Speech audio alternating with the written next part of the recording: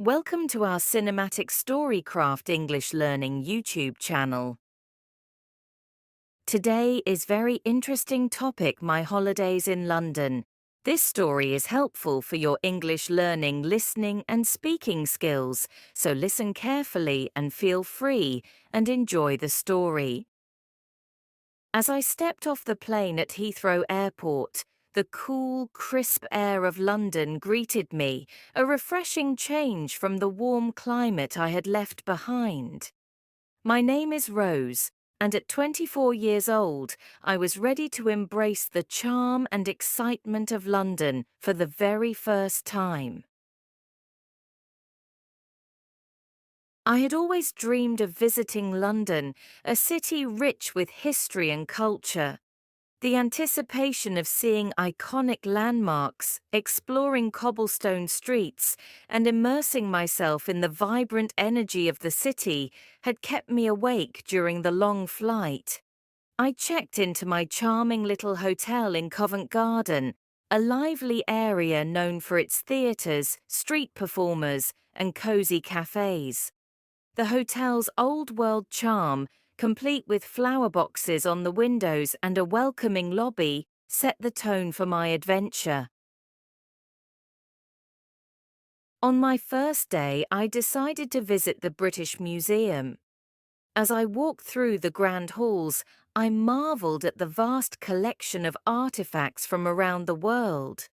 The Rosetta Stone, the Elgin marbles, and the Egyptian mummies captured my imagination, each piece telling a story of ancient civilizations and historical grandeur. The sheer scale of the museum and the richness of its exhibits were overwhelming, yet exhilarating. After leaving the museum, I strolled through the bustling streets, absorbing the sights and sounds of London. The red double-decker buses, the iconic black cabs, and the diverse crowd of locals and tourists made for a lively scene. I found myself at Trafalgar Square, where the majestic Nelson's column stood tall, guarded by 4 giant lions. The square buzzed with activity, from street performers to tourists snapping selfies, all under the watchful eyes of the impressive National Gallery. The next morning, I made my way to Buckingham Palace to witness the changing of the guard. The precision and pageantry of the ceremony were captivating.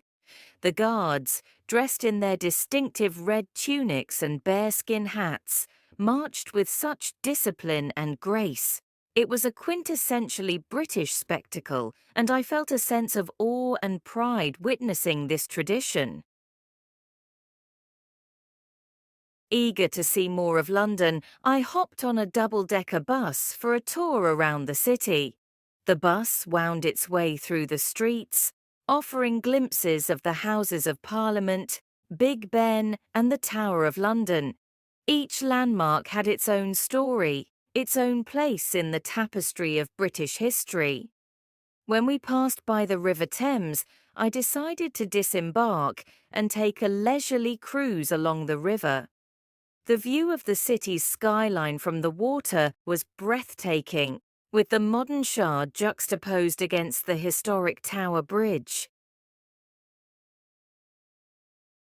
In the evening, I ventured to the West End to catch a show. London's theatre scene is renowned, and I had secured a ticket to see The Phantom of the Opera at Her Majesty's Theatre.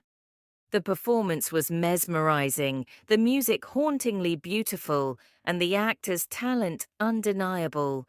The grandeur of the theatre, with its ornate interiors and opulent chandeliers, added to the magic of the experience. The following day, I explored the vibrant neighbourhood of Camden. Known for its eclectic market and alternative culture, Camden was a feast for the senses.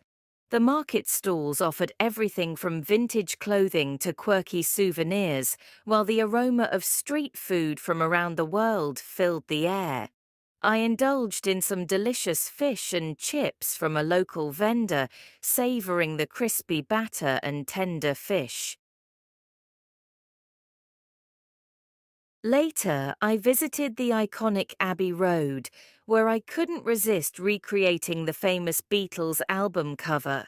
It was a surreal experience, standing on the same zebra crossing that had been immortalized by one of the greatest bands in history. As a Beatles fan, it felt like a pilgrimage, and I could almost hear their music playing in the background as I posed for a photo. One of the highlights of my trip was a visit to the Tower of London. Steeped in history, the tower had served as a royal palace, a prison, and a treasury.